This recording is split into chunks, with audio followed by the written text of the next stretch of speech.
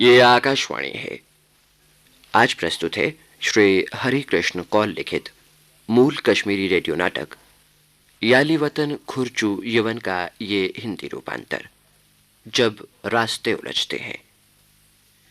श्री हरिकृष्ण कौल कश्मीरी भाषा के संवेदनशील यथार्थवादी लेखकों में प्रमुख हैं। तो सुनिए ये नाटक जब रास्ते उलझते हैं। आज प्रस्तुत है इस नाटक की पहली कड़ी।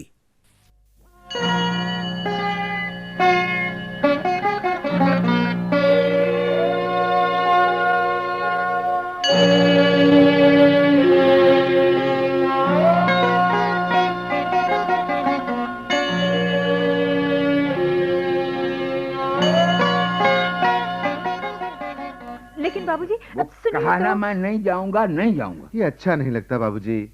सभी कुछ तो आप ही को करना है और आप ही अलग थलग बैठे हाँ हैं। हाँ, सभी कुछ तो मुझे ही करना है, वो तो देख ही रहा हूँ।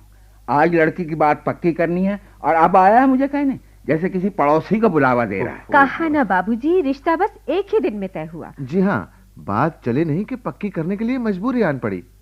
आज अच्छे लड़के मिलते ही कहाँ हैं। डेजी के तो भाग खुल जाएंगे। ये प्रसन्न होने की बात नहीं है क्या? हाँ? क्या डेजी आपकी बच्ची नहीं है? हाँ हाँ, वैसी ही बच्ची है जैसे तुम्हारा डिम्बू मेरा बेटा है। कल जब उसकी बहू लाओगी लगन के दिन आके कह जाना, चलिए बाबूजी लड़के की शादी है, आप भी बारात में चलिए। मैं कौन होती हूँ बाबूजी उसका ब्याह रचाने वाली? ये शुभ काम भी तो आपको ही निभाना है। हाँ बहू ठीक ही है, कहने को जरूर मुझे ही करना है। मगर आपको तो पता ही था बाबूजी के दर वालों से डेजी की बात चल रही है। इसे जानना कहते हो? तो और क्या जानना चाहते थे आप? मैं पूछता हूँ मेरे पास कौन बिचौलिया आया? देखिए बाबूजी, इस रिश्ते में तो कोई बिचौलिया नहीं था। हाँ। लड़का तो डेजी के साथ यूनिवर्सिटी में पढ़ता था ओह। और फिर गाशा जी के किसी मित्र ने बात तय कर ली और बस रिश्ता लो, इतना किस्सा तुमको मालूम है और मैं, हे भगवान। ओ बाबूजी, आप तो बेकार ही बात को बढ़ा रहे हैं। अब उठिए ना, उठिए जल्दी से, शेव बनाइए, देर हो जाएगी चलने में। मुझे जाना ही कब है जो देर हो जाएगी चलने में? मैं कौन लाट साहब ठहरा जो मेरे बिना काम नहीं बनेगा? वाकई काम नहीं बनेगा बाबूजी। तुम भी क्या कहती हो रानी बहू, इतना सब मेरे बिना हो गया तो आगे भी हो जाएगा। तुम जाओ, चाची लगती हो, तुम्हारा पति जाए चाचा ठहरा। उफ़, देखिए बाबूजी, अब इस गुस्से को थूक दीजिए। चलिए, मुझे माफ कीजिए। हाँ हाँ बाबूजी, छोटू से गलती हुआ ही करती। यही सही। तो अभी कौन सी देर हो गई है? शगुन भेजने का मुहूर्त क्या निकाला है? यही 4-5 बजे के आसपास। पड़ोस में मीर साहब का मकान है ना, हाँ। वहीं सब कुछ होगा। ओ, मैंने सोचा कहीं अपने घर पर ही तो नहीं होगा ये सब, नया जमाना जो ठहरा। अच्छा ये तो बताओ कि डेजी ने ये लड़का खुद चुन लिया है क्या? क्या कहते हैं वो, लव मैरिज है? ये आप क्या कह रहे हैं बाबूजी? हाँ? हमारा खानदान इतना गिरा हुआ तो नहीं है। हाँ, ये बात है कि दोनों साथ साथ पढ़ रहे थे। हो सकता है दोनों की जान पहचान हो। लड़का दिल्ली के किसी फर्म में साइंटिफिक ऑफिसर हो गया है। 1000 रुपए महीना तनख्वाह पाता है। अच्छा खाता पीता घर है। बाप तो प्रोफेसर है। लड़का बड़ा ही शरीफ और भला मानस है, बातचीत करने का भी सलीका रखता है, न गरूर न घमंड। तो भगवान लंबी उम्र दे साहबजादे को।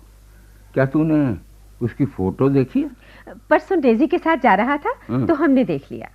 फिर होटल में चाय पिलाने ले गए। हाँ?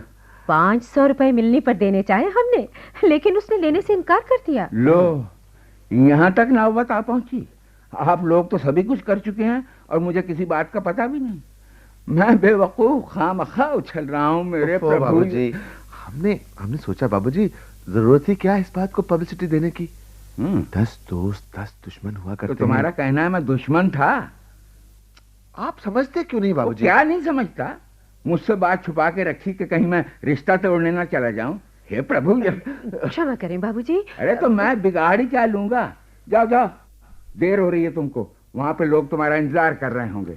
आप नहीं आएंगे? क्यों आऊं? दुश्मन जो ठहरा। शायद गाशा जी का टेलीफोन होगा, वो इंतजार कर रहे होंगे बाबूजी।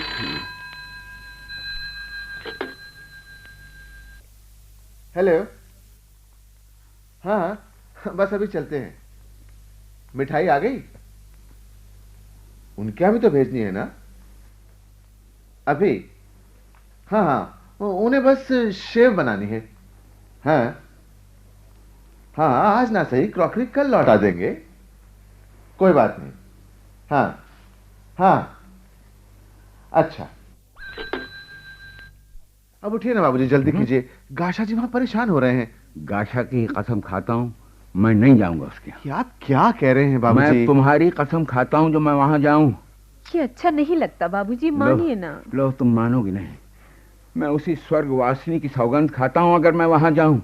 भगवान ने तुम लोगों को बड़ा बनाया है और मैं दलिद्र ही सही, मेरे वहां होते तो शर्मिंदा होना पड़ेगा ना। बाबूजी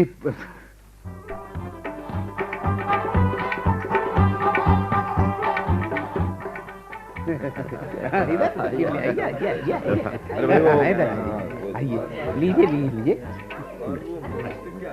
प्रोफेसर साहब, एक कप चाय और ले लीजिए। नहीं जनाब, दो भाई अशोक। जी नहीं, ज्यादा चाय तो रास नहीं आती। अच्छा चलिए, थोड़ी सी बर्फी ही लीजिए, आपने तो किसी चीज को छुआ तक नहीं। काफी हो चुका जनाब, बस आपने इनसे जान पहचान नहीं कर पाई। जी हाँ, आप हैं गुलाम अली मीर साहब, कॉन्ट्रैक्टर। ये बंगला आप ही का है। बंगला क्या साहब, करीब खाना है। और ये जो डेजी बिटिया है ना, ये मेरी भी तो बेटी है। सो तो है साहब, मैंने कहा पंडित टिकालाल जी नहीं आए। जी हाँ, बाबूजी कहाँ हैं? काम वाम उन्हीं का और वही नजर नहीं आ रहे। अजी क्या कहें, बस कल 4 बजे के करीब अचानक उन्हें बुखार आ गया। अच्छा, अब क्या हाल है उनका? जी कोई खास फर्क नहीं है, हाई ब्लड प्रेशर भी तो है ही उन्हें। हाँ साहब, सेहत का क्या भरोसा, नरम गरम चलता ही रहता है। जाते हुए मैं भी उनसे मिल लूंगा, तब तक शगुन हो जाए। हाँ जरूर। माफ कीजिएगा, क्या कुछ करना होता है ये मैं ठीक से नहीं जानता। बदकिस्मती से बाबूजी की तबीयत भी खराब हो गई, अब इन बातों की उन्हें वाकियत थी। हाँ साहब, वो अगर यहाँ होते तो एक रौनक आ जाती। चलिए साहब, ये कोई पेचीदा काम नहीं है। चलिए उठाइए वो गुलदस्ता और पकड़ा दीजिए प्रोफेसर साहब। साथ में कह दीजिए, अब तक तो मैंने इस बच्ची को पाला पोसा, अब आप ही की बेटी है, इसका ख्याल रखिएगा। ये सब तो बाबूजी को कहना था। कौन आ गया? मैं देखता हूँ। तो हो जाए काम। उठिए अब गणेश जी का नाम लेकर। हाँ बाबूजी आप? लो जी, असली लड़की वाले तो अब आए। आइए आइए पंडित टीकालाल जी, यहाँ तशरीफ रखिए।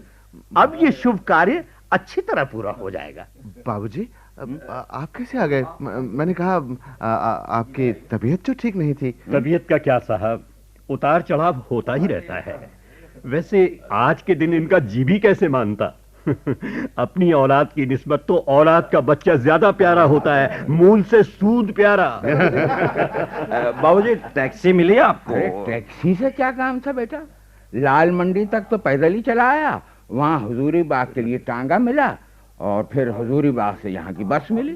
तो आप बहुत थके होंगे, क्यों ना आप दूसरे कमरे में थोड़ा सा आराम कर लें। साहब, मोह ममता तो थकान वकान कुछ नहीं मानती। अच्छा दीजिए ये गुलदस्ता इनके ही हाथ में। इससे पहले तो मैं प्रोफेसर साहब से गले मिलना चाहूंगा। ये तो आपका बड़प्पन है। आप बुजुर्गों का तो हम लोगों को आशीर्वाद होना चाहिए। ये लड़की तो मेरे जिगर का टुकड़ा है, यही मैं आपको देता हूँ। विश्वास रखिए जनाब, मेरी अपनी कोई बेटी नहीं थी, मगर आपकी लाडली पाकर मैं भी अब एक बेटी का बाप बन गया।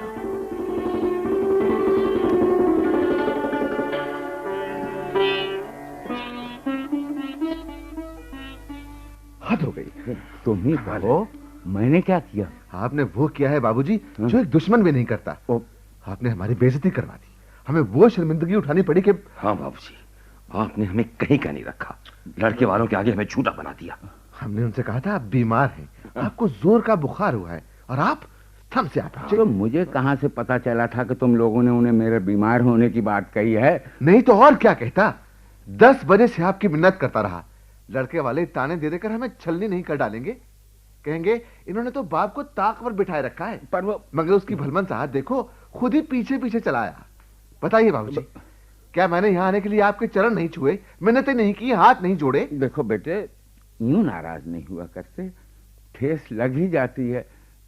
माना कि आपके दिल को ठेस लगी, आपको बहुत महसूस हुआ, ठीक है, लेकिन बात को आप अचानक कैसे आधम के? हमने अपनी इज्जत भी रखी थी और आपका मान भी। सच मानो, मैं आना नहीं चाहता था। तुम भले ही नाराज हो, मगर जैसे मुझे कोई खींच के यहाँ लाया। तुम पूछो कौन? दरअसल ये डेजी रानी है ना, मैंने इसे अपने खून से पाला है। याद नहीं, जिन दिनों हम पुराने शहर की अली कदल की बस्ती में रहा करते थे, मैं इसे कंधे पर बिठाकर दूध लेने जाता, नान बाई से रोटी लानी होती तो डेजी बिटिया उंगली पकड़ के साथ साथ आती। साग सब्जी लाने जाता, दरिया पे जाता, मंदिर जाता, तब भी। ओ, इस बात से किसको इनकार है बाबूजी? लेकिन अब आप जरा सोचिए तो, हमारे माथे पर खालिक नहीं पुत गई? बेटे, कभी कभी सोचता हूँ सभी सारा यहीं छोड़ दूं और चल के हरिद्वार में जा बैठूं। जीवन के ये कुछ दिन जो बचे हैं वो गंगा किनारे बैठा बैठा गुजार दूं। लेकिन करूं क्या? माया जाल ने घेर रखा है। इतनी सी छोटी बात का तुमने बतंगड़ बना के रख दिया। भगवान ही जानता है कि मेरा भेजा फिर गया है या तुम लोगों की मत मारी गई है। देखिए, अब हमारी मत नहीं मारी गई है। आपके इज्जत मान में ही हमारी अपनी इज्जत है। क्या हम आपका मान गिराएंगे? हाँ, ये बात जरूर है कि आपको भी तो कुछ सोचना चाहिए। हमने उनसे कहा था कि आपकी तबीयत ठीक नहीं है, फिर हम ही झूठे बन गए। आना ही था तो आप पहले फोन कर लेते। सुनिए, अब हम भी चलते हैं। क्या मालूम बात को बस टैक्सी मिलती है कि नहीं। तो तुम लोग भी चल दोगे क्या? तुम लोग तो जैसे मेहमान बन के आए थे। जी हाँ बाबूजी, हम भी चलेंगे। यहाँ रहकर करना ही क्या है? काम था सो भगवान की दया से अच्छी तरह निप गया। सो से ठीक है, लेकिन फिर भी रात भर रुक जाते। जी नहीं, रात भर ठहर के क्या करना है? वहाँ घर पर कोई नहीं है और फिर यहाँ जगह की भी तंगी है। एक सेट तो किराएदारों को दे रखा है और बकाया 6 कमरे ही तो हैं। ऐसे 6 कमरे क्या कम होते हैं? बाबूजी, प्यारी की बहन आई है, उसे तो वो जाने नहीं देगी। और फिर डेजी की 2 सहेलियां भी रात को यहीं ठहरेंगी। और फिर सच कहूं बाबूजी, मेरा किसी और जगह मन भी नहीं लगता। मन नहीं लगता? आज मैं तुम्हारे मुंह से ये नई बात सुन रहा हूँ। तुम्हारी शादी पर तो दूर दूर के रिश्तेदार पूरे 15 दिन हमारे यहाँ ठहरे थे, और आज का जमाना देखो कि भाई का भाई के घर रात भर के लिए मन नहीं लगता। अच्छा गाशा भाई, अब हम चलेंगे हैं? तो आप चल दिए, ठहरते थोड़ी देर। जाना ही था तो रात का खाना खाकर चले जाते। तो तुमने भी जवाब ही दे दिया गाशा। खाने की क्या है, इतना सारा तो दिन भर खाते रहते हैं। ओहो, पता नहीं है जनक सिंह कब आएगा। वही जीप में आपको छोड़ा था। वो गया कहाँ है? लड़के वालों के यहाँ मिठाई और फल वगैरह देने गया है। अशोक जी भी साथ में हैं। मेरी मानिए, आप ठहर जाइए, हो सकता है वो आ ही रहा हो। अभी कहाँ आएगा वो, और फिर वो उन्हें खिलाए पिलाए बगैर छोड़ेंगे भी तो नहीं। चलो, आपकी इच्छा। तो तुमने इन्हें जाने को कह ही दिया, रात भर ठहरने के लिए भी नहीं कहा। वो मेरा एक कोट जरा मुझे पकड़ा देना बहू, मैं भी चलूं। आप कहाँ चले बाबूजी? आप तो यहीं ठहरेंगे। तो यहीं ठहरना है क्या मुझे? ये आप क्या कह रहे हैं बाबूजी?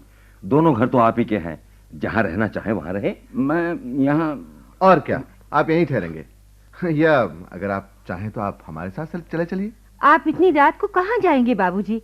आप यहीं ठहरेंगे। रानी बहू, तो तुम ही कहो ना, मुझे यहीं रहना है क्या? उफ़ो, आप तो व्यर्थ बात को खींच रहे हैं बाबूजी। आप ठहरेंगे तो यहीं ठहरेंगे, बस झगड़ा खत्म। अच्छा, तो हम चलते हैं। अरे हाँ गाशा भाई, हाँ। वो डिम्बू के उस लोन केस का क्या होगा? तुमने कहा था तुम सेक्रेटरी से फोन पर बात करोगे। और वो लोन तो सैंक्शन हो गया है, लेकिन ये कुछ फॉर्मेलिटीज होती हैं। तो मुझे यहीं ठहरना है।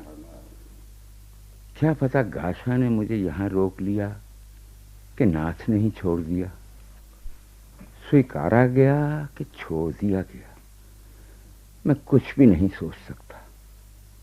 नाथ और बहू यहाँ नहीं ठहरे क्योंकि उनका मन दूसरी जगह नहीं लगता। गाशा और उसके बाल बच्चों का भी राजबाग में भाई के घर दिल नहीं रखता।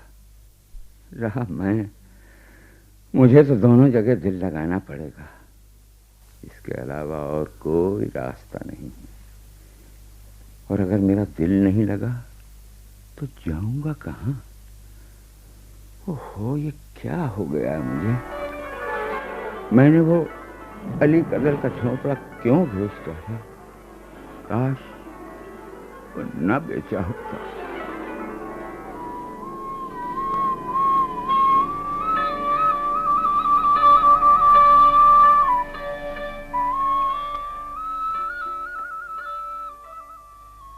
डेजी, डेजी बिटिया, डेजी बिटिया, ओ बेटिया, डेजी, बेटी डेजिया, कोई सुनता नहीं। अरे किशन चांद, ये नौकर भी एक लाट साहब बन बैठा है। किशन चांद, चलो भाई तुम ही चुप हो जाओ, सभी अपनी मस्ती में हैं। अगर और एक बार पुकारूं तो कहेंगे पागल हो गया। क्या चाहिए बाबूजी? कुछ नहीं बहू, ये किशन चंद कहाँ गया है? वो साहब के लिए फुलके बना रहा है। कोई काम है उससे आपको? नहीं बहू, काम तो कुछ नहीं था। अच्छा तो डेजी बिटिया कहाँ है? बाहर लॉन में सहेलियों से बातें कर रही होगी। क्या कुछ कहना है उससे? नहीं, कोई खास बात नहीं। ये मैं यहाँ अकेला हो गया हूँ, सोचा उसी के साथ बैठा बातें करूं। कहा ना उसकी सहेलियां आई हैं। खैर फिर भी मैं उसे यहीं भेज देती हूँ। अरे आपने गिलास में आधा दूध क्यों छोड़ दिया? नहीं, मुझे सुबह सुबह दूध अच्छा नहीं लगता बहू। तो आपने कहा क्यों नहीं? चाय भी तो बनी थी, आप वही पी लेते। वो तो विलायती चाय होगी, दिन को चाय पी भी लूं, लेकिन सुबह मन नहीं करता। सुबह अगर वो 2 सब्ज इलायची डाल के मिले तो वो स्वाद देता है। तो आपने कहा क्यों नहीं? अच्छा कल से आपके लिए कहवा ही बनेगा।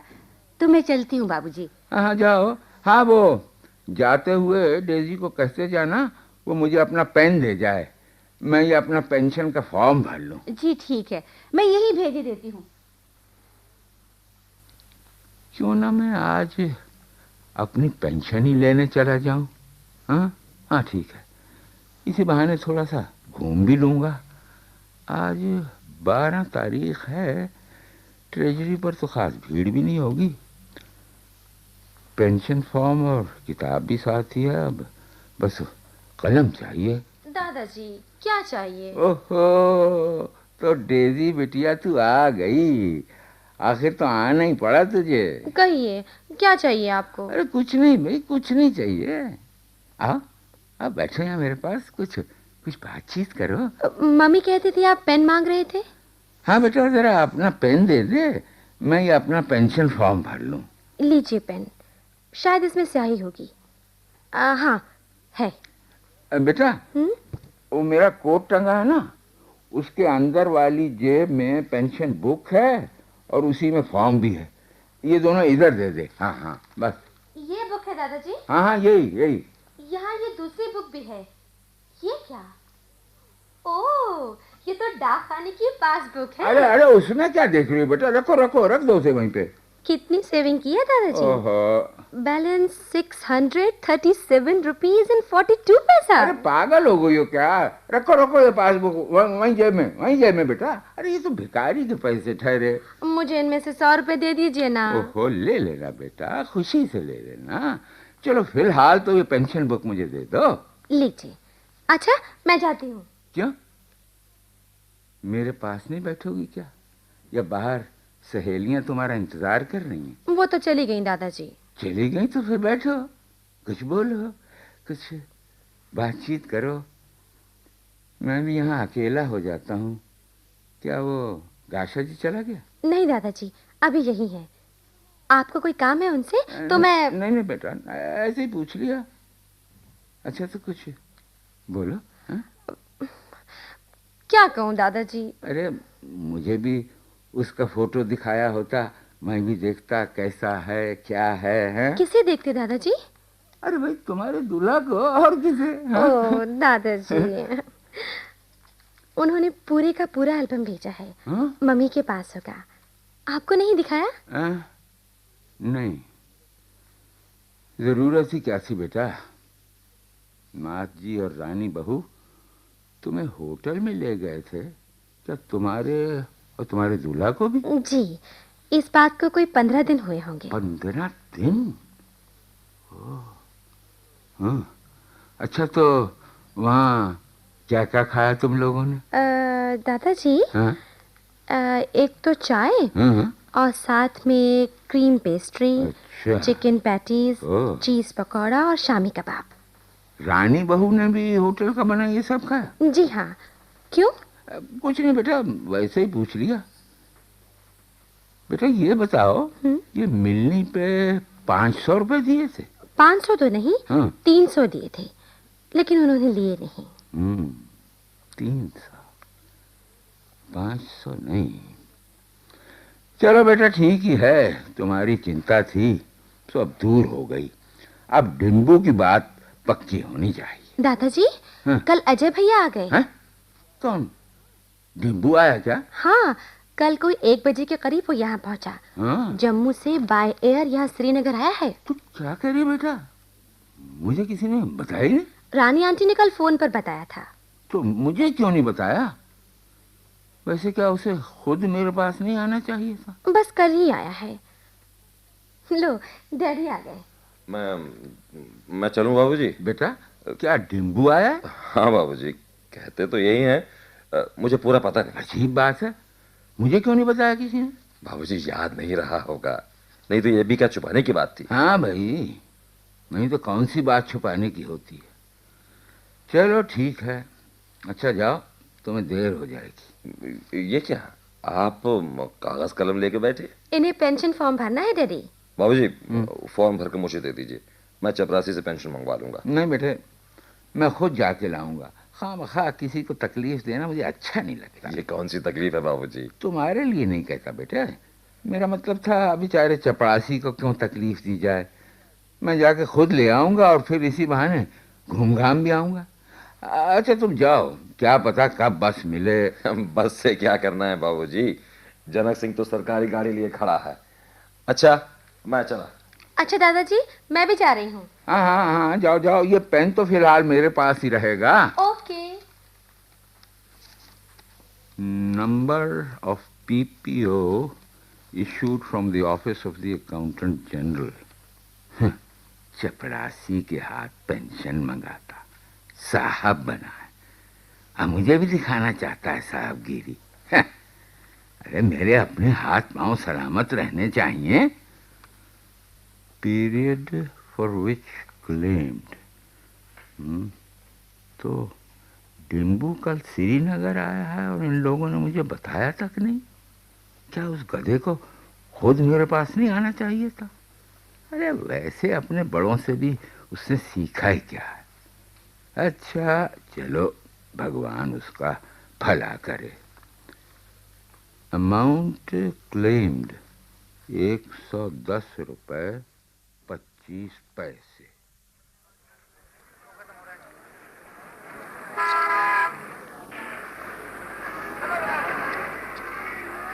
पता नहीं इन बसों को आज ये क्या हो गया है, एक भी यहाँ से नहीं गुजरी। 11:05 हो गए। चलो अभी समय है, कोई 3 घंटे हैं अभी। और फिर आज 12 तारीख है, ट्रेजरी पर तो ज़्यादा समय नहीं लगेगा।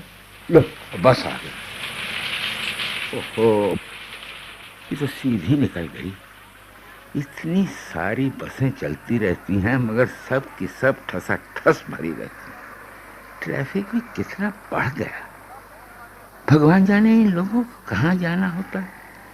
हाँ, वो जरा देखूं बटवा साथ में है कि। हाँ हाँ, ये रहा बटवा और ये रही पेंशन बुक। फॉर्म इसी में रखा है। क्या डेजी को मैंने उसका पेन लौटा दिया था?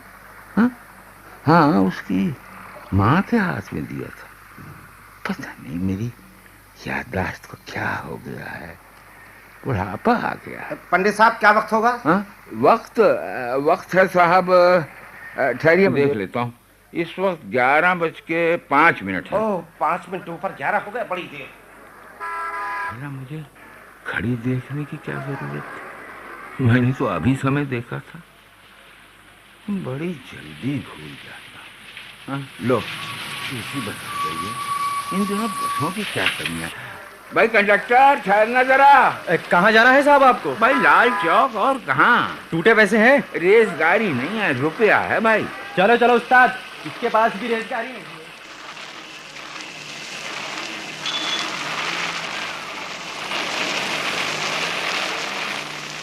लो, निकल गई ये बस भी। ये बस वाले भी कितने मोटे हो गए। अगर तलाशी ली जाए इनकी, पास से कुछ नहीं तो 100 रुपए की रेसगाड़ी जरूर निकल आए। खाशा की इज्जत में कौन सी कमी हो जाती अगर लाल चौक तक मुझे अपनी जीप में ले जाता। ये खड़े खड़े इंतजार करना बेमानी हुजूर है। तो ना मैं राजबाग चौक पर ही ठहर जाऊं।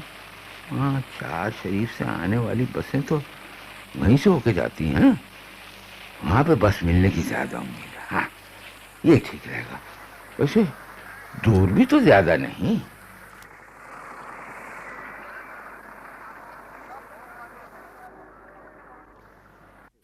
जब रास्ते उलझते हैं। अभी आपने श्री हरि कृष्ण कौल लिखित मूल कश्मीरी रेडियो नाटक का ये हिंदी रूपांतर सुना। इसके हिंदी रूपांतरकार थे श्री मोहन निराश, निर्देशक श्री दीनानाथ, सहायक थे श्री सुदर्शन कुमार और श्री कृष्ण नरूला। कलाकार थे सर्वश्री दीनानाथ जोशी, गुलशन कपूर, राम मैनी, राम अवतार Sharma, BN Raizada, RH Chishti, FC Mathur, Jalaluddin, Prabhudayal Khattar, सरल नांगिया, कमला कुमारी चोपड़ा, प्रतिभा सिन्हा, शकुंतला सैनी और शर्मिला मलकानी। आज आप इस नाटक की पहली कड़ी सुन रहे थे। कल इसी समय इस नाटक की दूसरी और अंतिम कड़ी प्रसारित की जाएगी। केंद्रीय नाटक एकांश के लिए तैयार किए गए इस नाटक को आकाशवाणी के दिल्ली केंद्र से प्रसारित किया गया।